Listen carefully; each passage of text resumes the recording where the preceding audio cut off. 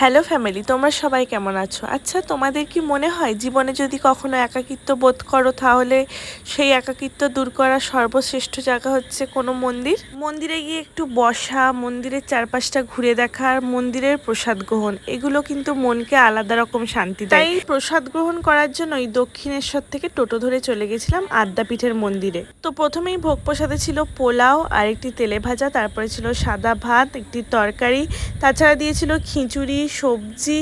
আর খাবারের স্বাদ আমাকে নতুন করে কিচ্ছু বলে দিতে হবে না, খাবারের স্বাদ দারুণ ছিল। তোমরা এখনও যারা খাওনি অবশ্যই গিয়ে একবার খেয়ে আসো। আর লাস্ট পাতে ছিল চাটনি আর পায়েস।